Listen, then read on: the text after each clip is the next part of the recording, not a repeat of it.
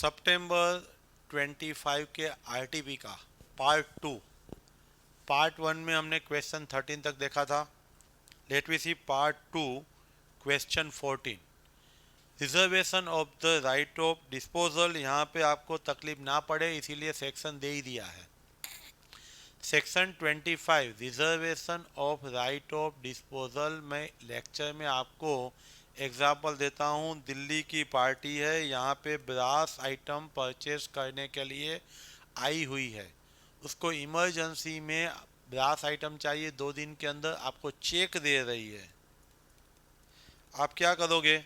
जब तक check clear नहीं होगा तब तक डॉक्यूमेंट ऑफ टाइटल उसको नहीं दोगे। आप जामनगर ट्रांसपोर्ट में गुड्स डाल दोगे, लेकिन वो कंडीशनल डिलीवरी होगी। आप जामनगर ट्रांसपोर्ट को बोलोगे मैं बोलूँ तभी आप डिलीवरी देना। डॉक्यूमेंट ऑफ टाइटल सेलर के नाम के होंगे, बायर के नाम पे नहीं होंगे। और दूसरी सिचुएशन है जब आप bill of exchange and bill of lading और रेलवे रिसिप्ट साथ में बायर के पास भेज रहे हो और बायर है वो promissory note bill of exchange accept करेगा तो ही बिल ऑफ लेडिंग है वो वैलिड होगा। Let we see reservation of right of disposal. Under which circumstances right can be reserve. Seller कौन सी सिचुएशन में है वो अपने पास गुड्स का राइट रख सकता है। सेलर के पास डिस्पोज का यूज का राइट रहेगा बिफोर प्रॉपर्टीज ट्रांसफर। आपने दिल्ली की पार्टी को गुड्स दिया नहीं है, उसका ओनरशिप दिया नहीं है, तब तक वह राइट सेलर का रहेगा। स्पेसिफिक गुड्स है, आप गुड्स दे भी देते हो लेकिन कैरियर वाले को देते हो, डिलीवर कर दिया आपने लेकिन प्रॉपर्टी पास नहीं की। दो सिचुएशन है, बिल ऑफ लेडिंग और रेलवे रिसिप्ट। वो सेलर और उसके एजेंट के हाथ में होगा, डॉक्यूमेंट ऑफ टाइटल ट्रांसफर नहीं हुआ होगा। तब ऐसा माना जाएगा कि सेलर ने अपने पास रिजर्व राइट रखा हुआ है। सेलर ने बिल ऑफ एक्सचेंज ड्रॉ किया था, उसके साथ bill of lading railway receipt दिया था।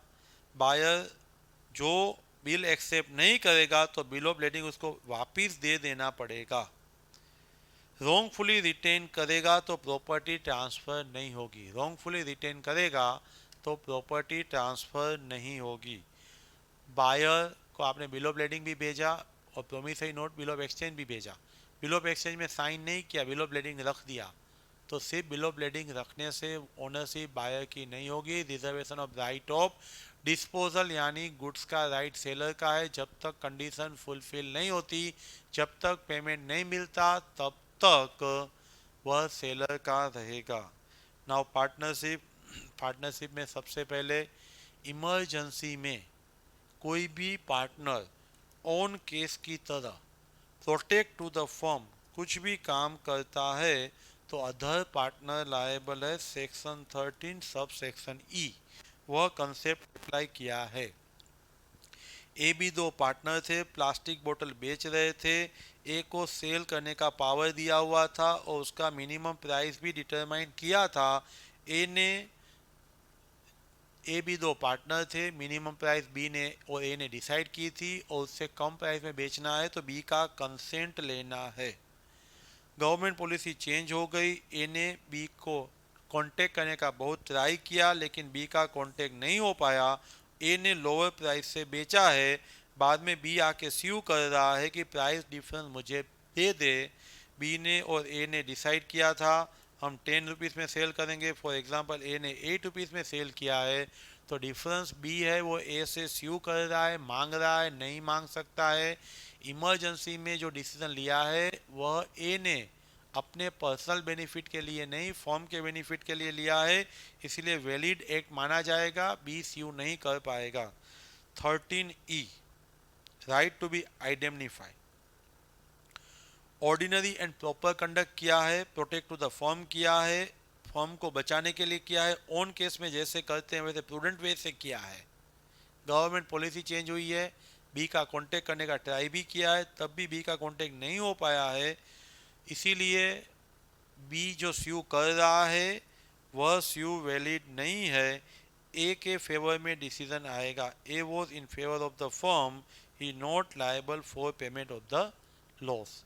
Concept 13E, emergency protect to the firm like on case काम किया है तो other partner liable. Now 33 expelled. ABC हमारी स्टडी मटेरियल में क्लब वाला एग्जाम्पल है।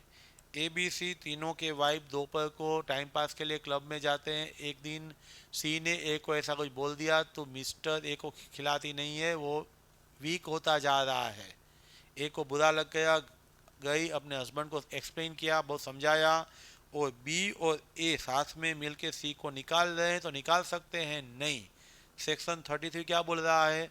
सबसे पहले डीड में कॉन्ट्रैक्ट में बोला है तो ही निकाल सकते हो, मेजोरिटी के कंसेंट से निकाल सकते हो, एंड गुड फेथ में निकाल सकते हो। गुड फेथ यानी सामने वाले को अपॉर्चुनिटी ऑफ बीइंग हर्ड देख के निकाल सकते हो, फर्म के फायदे के लिए निकाल सकते हो। यहाँ पे ये कंडीशन सेटिस्फाइड होगी तो वैलिड है। सेक्शन 33 ऐसा बोल रहा है कोई पार्टनर एक्सपेल नहीं हो सकता, एक्सेप्ट कब हो सकता है? कॉन्ट्रैक्ट में बोला है, मेजोरिटी एग्री है, गुड फेथ में है तो। गुड फेथ कब माना जाएगा? गुड फेथ है ऐसा कब माना जाएगा? तो सबसे पहले इंटरेस्ट ऑफ द पार्टनरशिप होना चाहिए, जिसको निकालते हो उसको नोटिस देना चाहिए, उसको सुनना चाहिए, तो ये आपका बोनाफाइड एक्सपल्सन माना जाएगा। इसीलिए 33 की कंडीशन फुलफिल करके आप पार्टनर को निकाल सकते हैं। इजी एंड इम्पोर्टेंट कंसेप्ट है ये। कंसेप्ट सेक्शन 4 का है, सभी जगह पे आता है सेक्शन 4। अगले आरटीपी में जनवरी 26 में भी था। Co-ownership and partnership both are different. आप मकान लेके रेंट पे देते हो तो वो सिर्फ कोओनरशिप है, लेकिन आप जब होटल चलाते हो तो पार्टनरशिप है। सेक्शन 4 जो बोल रहा है एटलीस्ट 2 और more person, business, sharing of profit, mutual agency, वह सब सेटिस्फाइड होना चाहिए। लेट वी सी राम रहीम दो टीचर्स है, वो कोई हायर सेकेंडरी स्कूल में जॉब कर रहे हैं, साथ में मिलकर फ्लैट परचेस किया है। रेंट 10,000 था inclusively of the electricity bill. Landlord by mistake electricity bill pay नहीं किया है तो जॉन करके जो टेनेंट है उसने पे कर दिया है, तो राम से पूरा अमाउंट मांग रहा है, तो राम पूरा अमाउंट देने के लायबल है। राम पार्टनर होता ना तो पूरा अमाउंट पे करना पड़ता। राम पार्टनर नहीं है, इसीलिए राम अपना से 1,500 ही पे करेगा, राम पूरा अमाउंट पे नहीं करेगा। ये दूसरा कंसेप्ट है सेक्शन 27, वो हम अलग से आगे देखेंगे। सबसे पहले हमें देखना है अकॉर्डिंग टू सेक्शन 4। सेक्शन 4 आपको क्या बता रहा है? रिलेशनशिप बिटवीन 2 और more person, carrying business by all और any of them, sharing of the profit, ये सब जो बेसिक कंसेप्ट है वो सेटिस्फाइड होगा तो ही पार्टनरशिप है। यहाँ तो सिर्फ रेंट पे दिया हुआ है फ्लैट, बिजनेस तो है ही नहीं, इसीलिए कोनरशिप है। जोन सिर्फ 1500 ही राम के पास से ले पाएगा, बाकी का रहीम के पास से ले पाएगा। Now section 27 miss application. अभी मिस एप्लीकेशन में अलग अलग सिचुएशन है। फर्स्ट सिचुएशन में आप अपेरेंट ऑथोरिटी है, डेली एक से वही मनी लेने के लिए कस्टमर के पास जा रहा था, आज एक्स गया है और मिसयूज कर दिया है, उसने शेयर मार्केट में गैम्बलिंग में यूज कर दिया है, तो फर्म कस्टमर से फिर से नहीं मांग पाएगा क्योंकि अपेरेंट ऑथोरिटी में एक्स मनी लेके आया था। दो वर्ड यहाँ पे याद रखना है, apparent authority and custody. X कभी नहीं जाता था, आज ही गया है, रिसिप्ट बुक लेके गया था, रिसिप्ट कस्टमर को दे दिया और फर्म की कस्टडी में वो मनी लाया और वहां से चुरा के ले गया, तो भी फर्म फिर से नहीं मांग पाएगा। जब एक्स के पास ऑथोरिटी नहीं था, एक्स कस्टडी में नहीं ले आया है, कस्टमर से लेके अपनी शादी में यूज कर दिया, तो फर्म कस्टमर से मांग पाएगा। ऑथोरिटी एंड कस्टडी है तो फर्म एक्स पे स्यू करेगा, अथॉरिटी एक्स का नहीं था, कस्टडी भी फर्म का नहीं आया था, तो कस्टमर पे स्यू करेगा। Misapplication section 27 two category से first within the authority money third party से रिसीव किया है, कस्टडी में आया या नहीं वो देखने की जरूरत ही नहीं है। और सेकंड, अपेरेंट अथॉरिटी नहीं था लेकिन कस्टडी में ले आया था, बाद में मिस अप्लाई किया, दोनों केस में फर्म लायबल है। इसका मतलब फर्म सिर्फ एक्स से मांग पाएगा, कस्टमर से नहीं। Firm will be liable, firm will be liable. Next, PQR 3 partner थे, 12 साल से मोटर बस का बिजनेस कर रहे थे, लास्ट 4 ईयर से लॉसेस हो रहा था। P पॉजिटिव थिंकर था, वो बोला नहीं नहीं अभी हो जाएगा, कंटिन्यू करना है। P कंटिन्यू करना चाहता है, Q एंड R कंटिन्यू करना नहीं चाहते। बिजनेस में लॉस हो रहा है, P बोल रहा है अभी हो जाएगा प्रॉफिट, कंटिन्यू करो, QR बोल रहे हैं कंटिन्यू नहीं करना है। वो will be correct? What will be the situation और position for X and Q and R? दो सेक्शन एप्लीकेबल है, 40 एंड 44। 40 है वो म्यूचुअल कंसेंट से सब पार्टनर्स PQR एग्री हो जाते तो डिसोल्यूशन हो जाता है। 44 interference of the court, perpetual loss है, ब्रीच ऑफ ट्रस्ट है, कोई पार्टनर गैमलिंग खेल रहा है, नो टॉकिंग टर्म्स है, परसिस्टेंस ब्रीच ऑफ कॉन्ट्रैक्ट है, जस्ट एंड इक्विटेबल, ऐसे कोई भी ग्राउंड है, हमने लेक्चर में देखे थे, कोई भी ग्राउंड है तो कोर्ट इंटरफियर करके अपने डिस्क्रेशन से कोर्ट डिसोल्यूशन बोल सकती है। 40 है वो वॉलंटरी है, कंसेप्ट ऑफ ऑल है। 44 है Q एंड R कोर्ट में जाएंगे, कोर्ट प्रॉपर ग्राउंड सोचेगी और बाद में कोर्ट बोलेगी कि फर्म को डिसोल्व करना या नहीं। इसीलिए 40 में जाओगे म्यूचुअल एग्रीमेंट से तो हो ही जाएगा डिसोल्व, लेकिन कोर्ट में जाओगे तो कोर्ट का अपना अप्रोच रहेगा कि बिजनेस कंटिन्यू रखना या नहीं। यहाँ पे 18 का सेकंड क्वेश्चन है, AB टेक्सटाइल मर्चेंट के बिजनेस थे, A ने फंड प्रोवाइड किया था, A स्लीपिंग पार्टनर है। Most important word, A is the sleeping partner. Exam में हम यहीं पे कंफ्यूज हो जाते हैं, हमें ऐसा लगता है स्लीपिंग पार्टनर लायबल नहीं है, हमने कंसेप्ट लर्न किया था स्लीपिंग पार्टनर लायबल है, सिर्फ रिटायरमेंट के टाइम नोटिस नहीं देना है। A ने फाइनेंस किया, स्लीपिंग पार्टनर था, और B ने C से गुड लिया, गुड्स परचेज किया। B को मालूम था कि C जो मुझे गुड्स दे रहा है वो स्टोलन गुड्स है, और परचेज करके वह प्रॉफिट्स B ने सेल भी कर दिया। बाद में A को मालूम हुआ, तो मिसकंडक्ट की वजह से क्या A की लायबिलिटी अराइज होगी? A and B both C के लिए लायबल हो गए? वो आपका क्वेश्चन है। वैसे देखे तो A को मालूम नहीं था, लेकिन B अपेरेंट अथॉरिटी था, रेगुलर परचेस करता था, A पार्टनर तो है ही, सेक्शन 25, 26, 27 अप्लाई करना है। 25 बोल रहा है jointly and severally each partner is liable है। Let me see 25, each partner is liable jointly and severally. 26, कोई भी पार्टनर अपेरेंट अथॉरिटी के अंदर ऑर्डिनरी कोर्स में जो काम करता है तो रॉन्गफुल काम करता है तो भी फर्म यानी कि अदर पार्टनर लायबल है। टाइम परमिट करता है, 25 जॉइंटली एंड सिवरली लिख दिया, 26 रॉन्गफुल एक्ट है, अथॉरिटी के अंदर रह करके ऑर्डिनरी कोर्स में काम किया है तो लायबल है। ऐसा लिखने के बाद 27 भी आप लिख सकते हो। स्कोप के अंदर रह करके अपेरेंट अथॉरिटी में काम किया है और मिस अप्लाई किया है, कस्टडी में लाके मिस अप्लाई किया है तो अदर पार्टनर लायबल होगा। यहाँ पे A भी लायबल होगा। A की लायबिलिटी हम अवॉइड नहीं कर सकते। पार्टनरशिप के बाद है LLP, लिमिटेड लायबिलिटी पार्टनरशिप। दो सेक्शन दिया हुआ है यहाँ पे। पहले 5th, who is eligible being a partner in the LLP?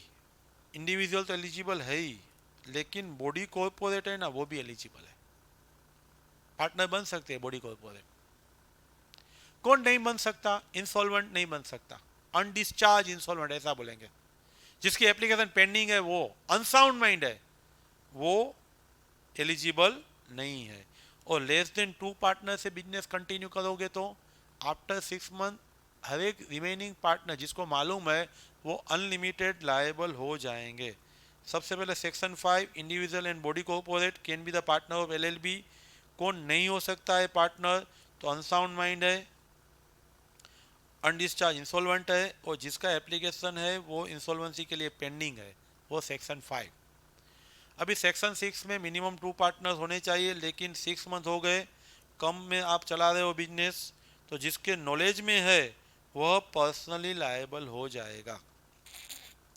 Now companies act 2013, companies act में आपको बहुत अच्छे कंसेप्ट आरटीपी में दिए हुए हैं। सबसे पहला कंसेप्ट है 285 का स्मॉल कंपनी।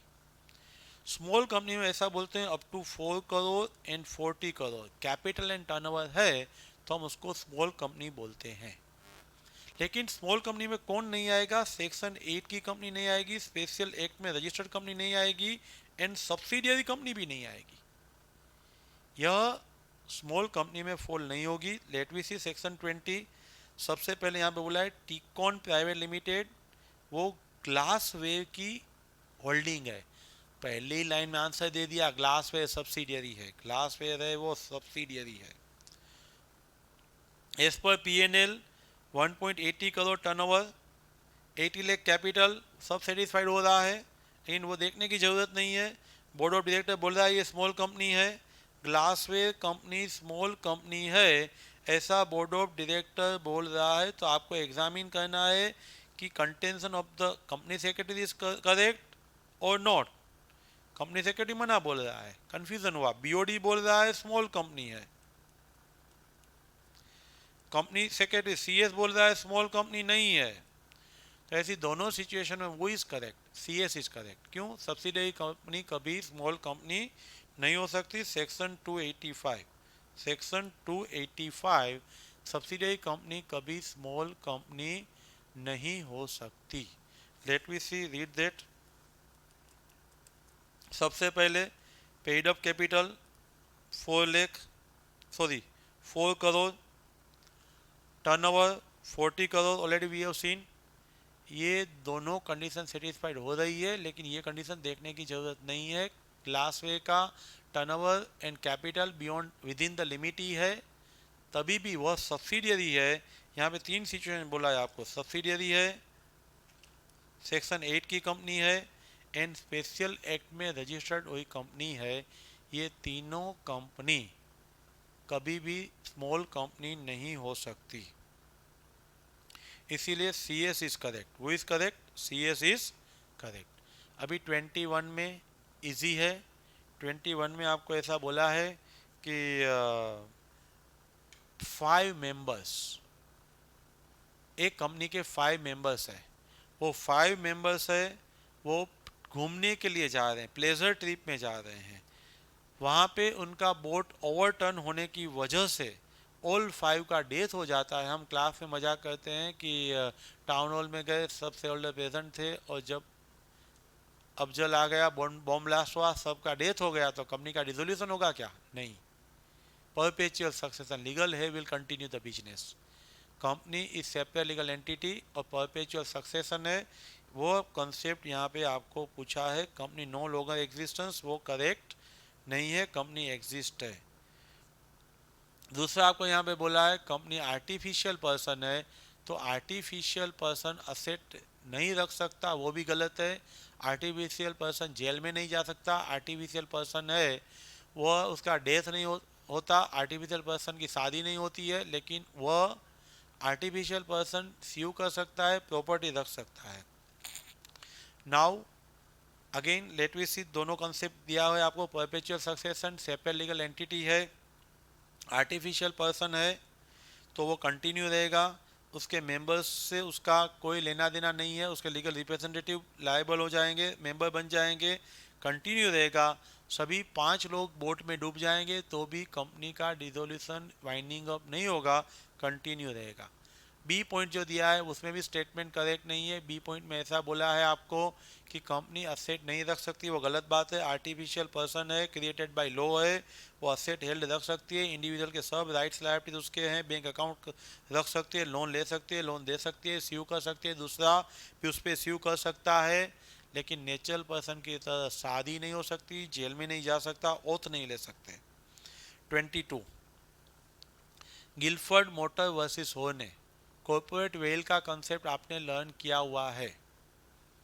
उसमें आपको वैसे तो सेलेमन वर्सेस सेलेमन ऐसा बोलता है company and person both are different, लेकिन कोई ऐसी सिचुएशंस है जहाँ पे company formation mere sham company formation है वह मिसयूज किया जा रहा है, तब lifting the veil that means person behind the company will be unlimited liable.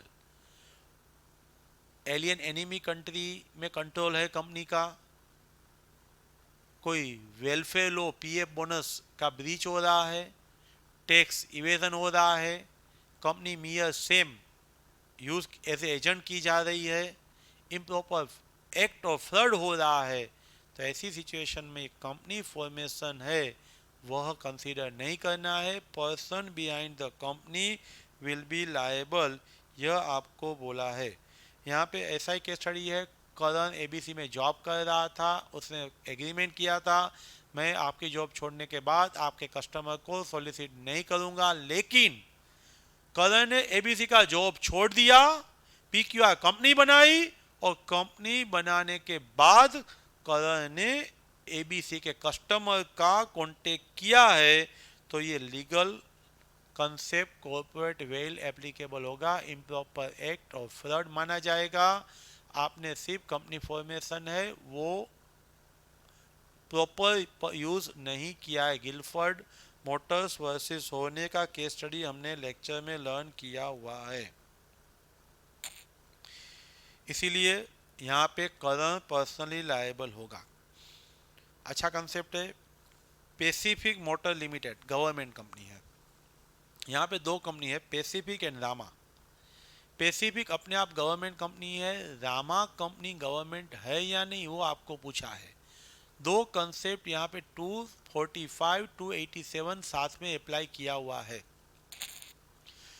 सबसे पहले गवर्नमेंट कंपनी 2 सबसेक्शन 45 में 51% shares held by central state और जॉइंटली। यहाँ पे रामा के 51% शेयर गवर्नमेंट के पास तो है ही नहीं, लेकिन पैसिफिक गवर्नमेंट कंपनी है और पैसिफिक की सब्सिडियरी रामा है, सब्सिडियरी है या नहीं वो देखना पड़ेगा। लेकिन दूसरा पॉइंट है वो सब्सिडियरी कंपनी गवर्नमेंट की है, वो भी गवर्नमेंट कंपनी मानी जाएगी। यहाँ पे 5,05,000 शेयर हैं, टोटल आपके 10 लाख शेयर थे, तो 50% से ज़्यादा शेयर है वो पैसिफिक के पास रामा का है, तो 287 में पैसिफिक रामा की होल्डिंग है, रामा पैसिफिक की सब्सिडियरी है, इसीलिए रामा है वो भी गवर्नमेंट कंपनी है। रिपीट, पैसिफिक गवर्नमेंट, रामा के 50% से ज़्यादा से पैसिफिक के पास है, इसीलिए रामा भी गवर्नमेंट कंपनी माना जाएगा। Now negotiable instrument act.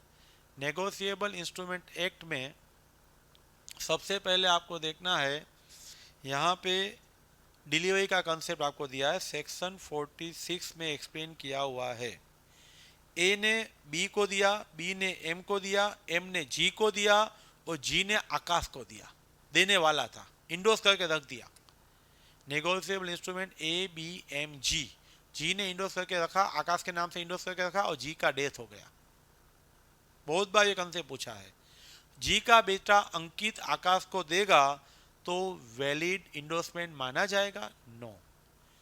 Endorsement तभी कंप्लीट होता है जब उसकी डिलीवरी कंप्लीट होती है। यहाँ पे डिलीवरी इंपॉर्टेंट है, डिलीवरी यानी voluntary transfer given from one person to another, दो तरीके का डिलीवरी है।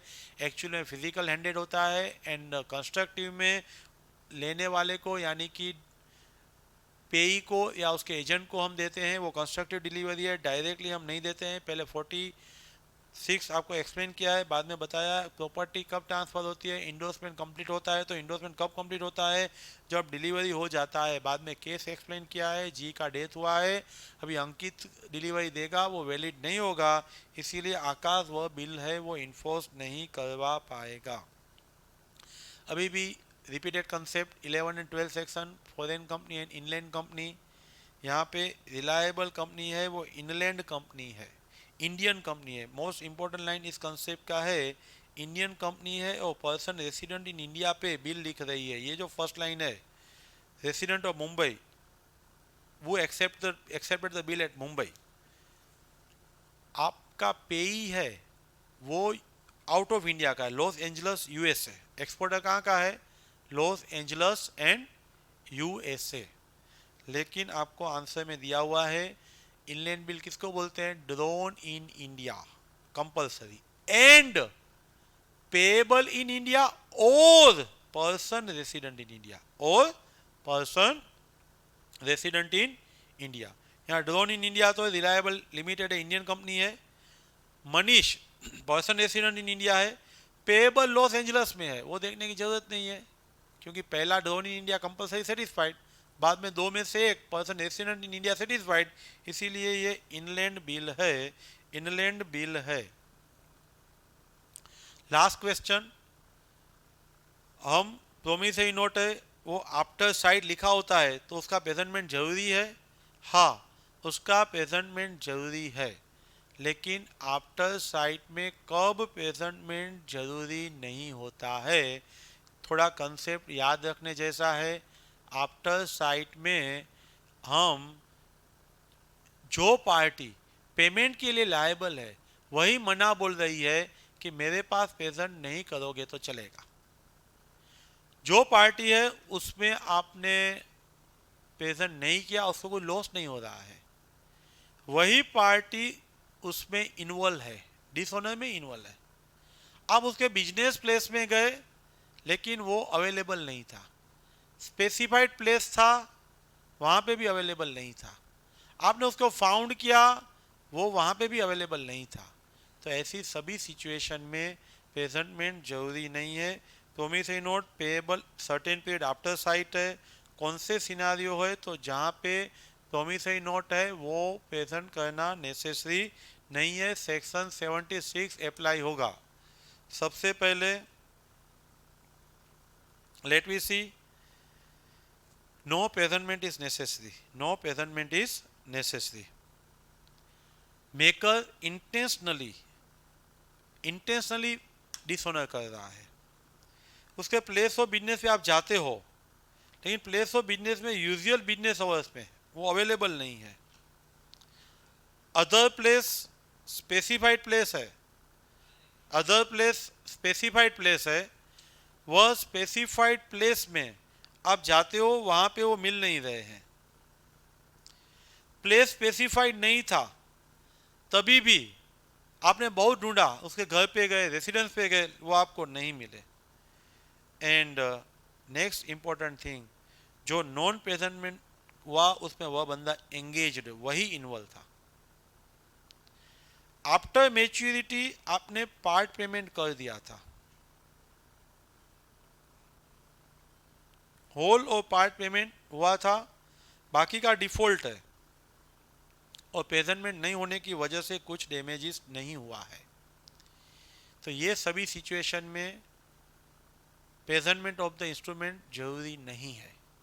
नॉर्मल सर्कमस्टेंसेस में आफ्टर साइट का इंस्ट्रूमेंट है, आफ्टर साइट यानी एक्सेप्ट होने के बाद डे स्टार्ट होते हैं, लेकिन यहाँ पे आफ्टर साइट का इंस्ट्रूमेंट है तो भी प्रेजेंटमेंट की ज़रूरत नहीं है। उसकी वजह यह है, एक्सेप्ट हो गया है, पेमेंट न होने में, डिसऑनर होने में वह बंदा जो एक्सेप्ट करके दिया था वही इन्वॉल्व है और एक्सेप्ट करने का बाकी था। दोनों सिचुएशन से डिसऑनर होता है, पेमेंट नहीं होता है तो भी, एक्सेप्ट नहीं होता है तो भी। तो आफ्टर साइट का इंस्ट्रूमेंट कब प्रेजेंट करना जरूरी नहीं है, वह बंदा बिजनेस प्लेस पे नहीं है, स्पेसिफाइड प्लेस था वहाँ ढूंढा नहीं है, रेसिडेंस पे, घर पे, सब जगह देखा नहीं है, वह बंदा अपने आप डिसऑनर में इन्वॉल्व है, उसने पार्ट पेमेंट आपको कर दिया है, उसने मना बोल दिया है प्रेजेंट मत करना, और प्रेजेंट न करने से उसको कुछ भी डैमेज नहीं हो रहा है। Friends, thank you very much. आपको यहाँ पे आरटीपी, सजेस्टेड, मॉक टेस्ट सब कंसेप्ट वाइज मिलेंगे। ऑडियो दिया हुआ है, ऑडियो आप डेली सुनो, कंसेप्ट क्लियर होगा। कंसेप्ट क्लियर हो जाएगा, उसके बाद ही आप क्वेश्चन आंसर करोगे तो आप एग्ज़ाम में लिख पाओगे। सिर्फ कंसेप्ट क्लैरिटी होगी तो भी नहीं चलेगा, क्वेश्चन आंसर का प्रैक्टिस चाहिए।